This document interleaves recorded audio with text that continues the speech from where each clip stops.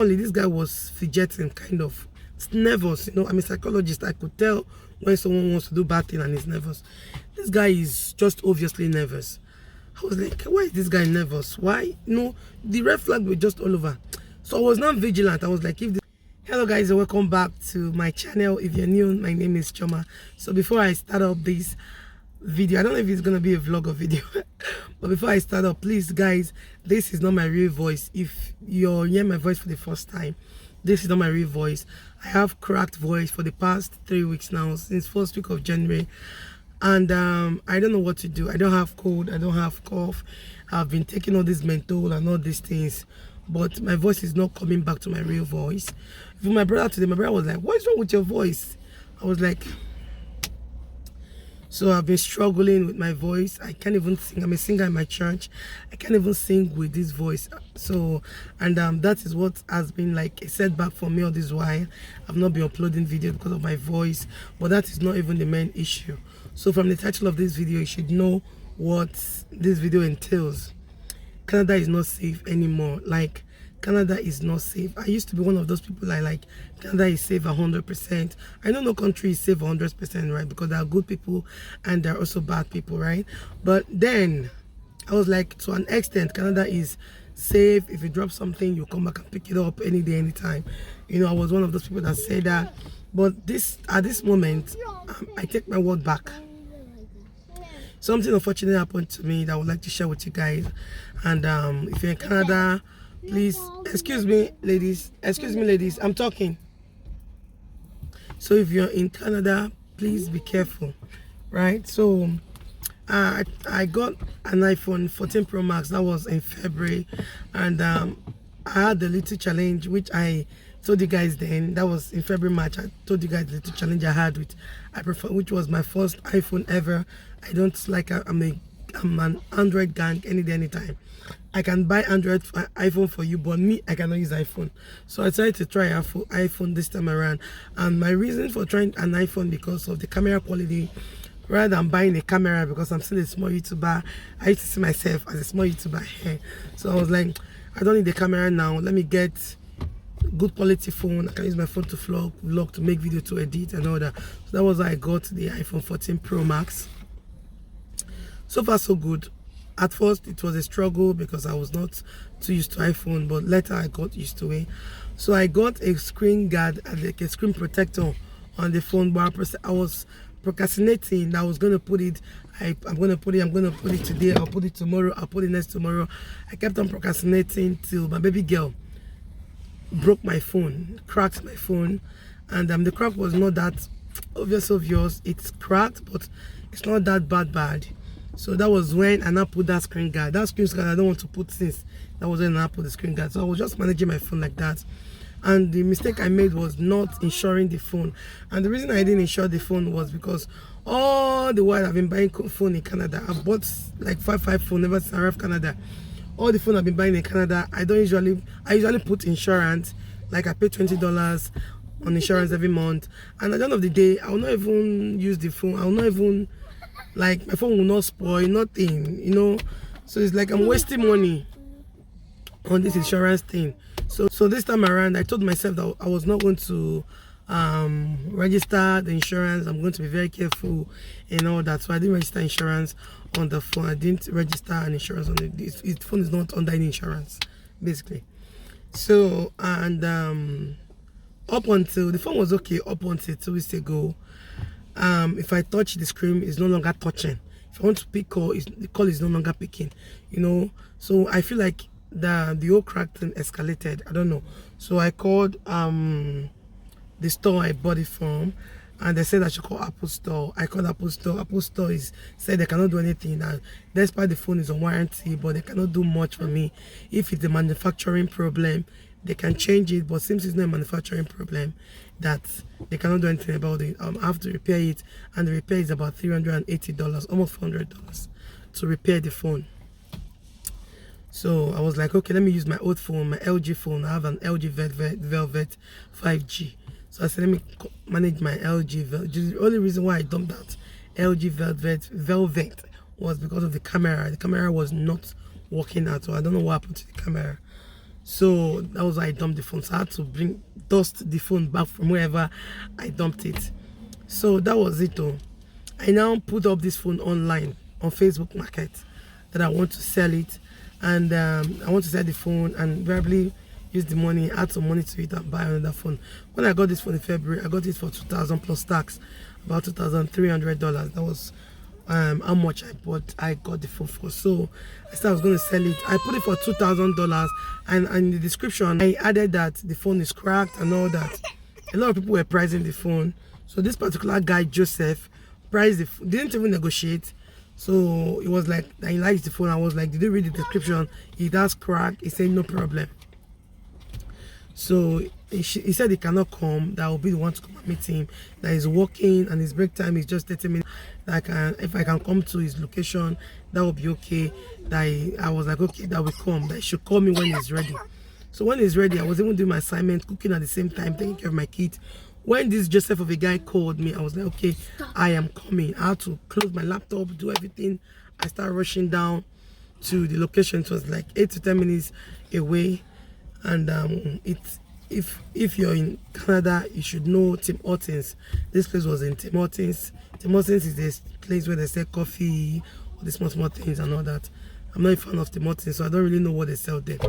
So I went to Tim Hortons to meet this guy, and it was at the drive-through Tim Hortons. I came down. See, one thing I have to tell you, we should be very, very conscious of our, our instinct, the Holy Spirit, whatever you have to call it. Me, I call my own the Holy Spirit. Merely I came down from that car, the Holy Spirit told me to go back. Go back. This guy is not legit. This guy is not real. Go back. I was like, what is he going to do to me? This is an open space. This is Tim Hortons. Cars are all over. What is he going to do to me? The voice kept on saying, the more I approached this guy, the more the voice kept on saying, go back, go back. Two of the red flag I noticed was one, which then I didn't consider as a red flag. That's why I was like, this is questionable, but at the same time, I ignored it, was the nose mask. This guy was wearing nose mask from under his eye bag up to his mouth. Secondly, it's so like right presently the weather is so hot, but this guy was wearing a sweater and a hoodie. This was two of the strong red flags that I saw, yet I still proceeded. I met this guy, and this guy told me he was driving Honda Civic, was standing close to the Honda Civic, whereas the Honda Civic was not even his car. It was just a random car parking, and he just stood beside the car. So I gave him the phone, and I saw that favor. So I gave the guy the phone, and I noticed this guy was, first thing, he was like, he looked left and right. I was like, oh. Secondly, this guy was fidgeting, kind of nervous. I'm a psychologist. I could tell when someone wants to do bad thing and is nervous. This guy is just obviously nervous. I was like, why is this guy nervous? Why? The red flag were just all over. So I was not vigilant. I was like, if this guy is a thief, and maybe probably he wants to take my phone and enter his car and say, let me bring money for you, I will say, please, Oga, give me my phone, go and bring your money first. So that was my intention. And secondly, stabbing. We have a lot of stabbing in Canada, especially in Toronto, even in Ottawa here. A lot of stabbing. Like, you could just be on the way waiting for the school bus, waiting for the bus, and somebody would just randomly stab you without any provocation or anything. So this was the two things I was just like I was vigilant about. Like, if this guy just put on as if he wants to remove knife, let me japa. Or if he wants to take my phone inside the car, let me just request for my phone, and So after I checked the phone and look at everything, he now coupled the phone back. He now wanted to on the phone. The phone was not on. I was like, the battery is down. He now said, okay, let me go and charge it. I was like, no, don't charge it. Bring it. Even if you charge, let me charge in my car, or let me charge it in Tim Hortons close by. Because the place is taking, the direction is taking, I want to charge the phone. I don't understand where he's going. Maybe I said that, this boy, tears with my phone like this.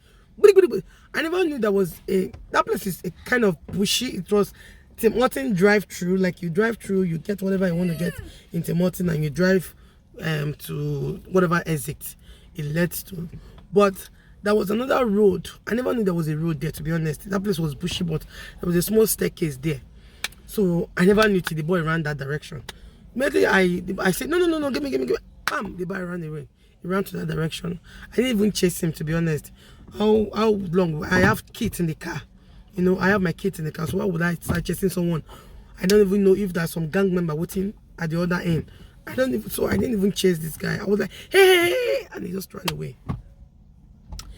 With my phone. It was like a dream.